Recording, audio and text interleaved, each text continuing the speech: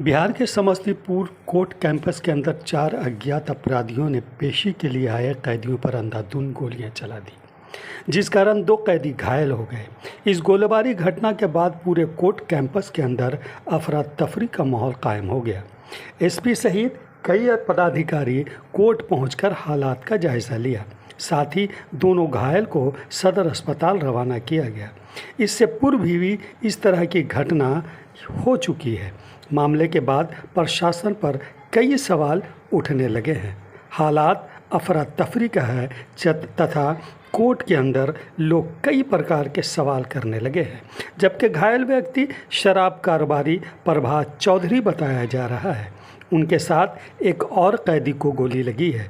दोनों का इलाज सदर अस्पताल समस्तीपुर में चल रहा है, जबकि पुलिस ने जल्द ही सभी लोगों को गिरफ्तार करने का दावा कर रही है। बताएंगे क्या कुछ घटना घटी है क्या कोर्ट कैंपस में? जी, कोर्ट कैंपस में मेरे क्लाइंट है प्रभात चौधरी, जो नीमा चक्कादर के रहने वाले हैं। वो अभी अंडर कस्टडी है। उनका डेट था, वो डेट पे आए थे। डेट अटेंड करके वो नीचे आ रहे थे। नीचे आने के बाद 2 अज्ञात हमलावर थे जिन्होंने उन पर जानलेवा हमला किया।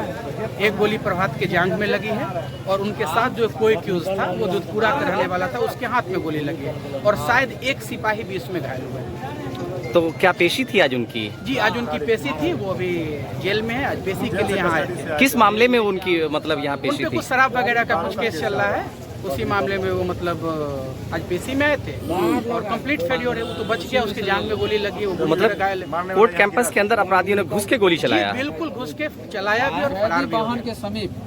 क्या नाम है? मेरा नाम है चंदन कुमार सिंह, प्रभात चौधरी के वकील है। 10 से 15 सिपाही टेक्निकल टीम की मदद से एसटीएफ की मदद लगी थी उसमें, और उस कुख्यात माफिया शराब माफिया को प्रभात चौधरी को हम लोगों ने गिरफ्तार किया था, जेल भेजा था। उसी के केस की सुनवाई चल रही थी और उसका उपस्थापन था। तो वो आया हुआ था कोर्ट कैंपस के अंदर। उसी क्रम में 4 अज्ञात अपराधी आए थे और उनके द्वारा प्रभात चौधरी को ही टारगेट कर करके फायरिंग की गई है। उसके पैर में गोली लगी है।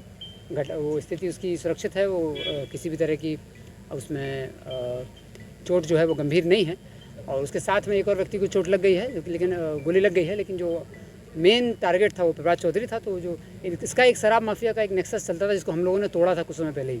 तो जैसा सूचना अभी तक प्राप्त हो रही है कि इन्हीं के शराब माफिया का जो नेक्सस था, उसी के कुछ साथी जो पहले उसके साथ काम करते थे और अब उन्होंने अलग गैंग बना लिया है, उनके द्वारा ही ये टारगेट किया गया। या कुछ आप जब प्रभात चौधरी को पकड़ा था तो कुछ मैनुअल इनपुट हम लोगों ने भी लिया था।